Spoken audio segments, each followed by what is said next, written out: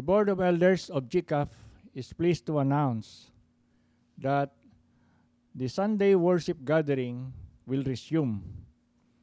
And on Sunday, October 25, 2020, and the first service will be at 10 o'clock to 11:30 in the morning, which is the English service.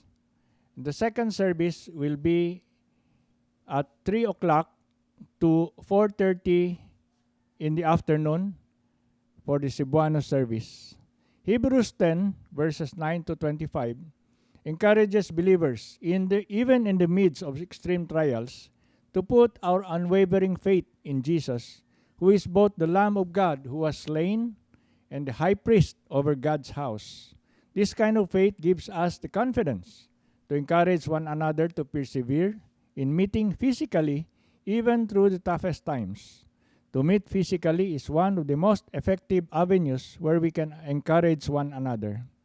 Hence, on October 25, 2020, GCAF will hold 2 Sunday worship gatherings under the following health and safety guidelines prescribed by the government under the IATF. First, no senior citizens will be allowed to join said services or gatherings, that is, those who are 60 years old or above. Second, persons below 21 years old will not be allowed entry to GCAF worship gatherings, and definitely no kids in church at this time. Third, also restricted are not allowed are pregnant women, those with cough and fever symptoms, and with other health risks.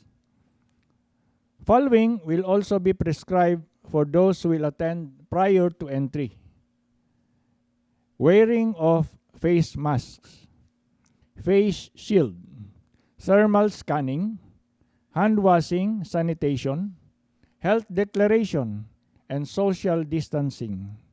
Meanwhile, online or virtual worship service gathering will continue to be aired via GCAF's website or Facebook or YouTube.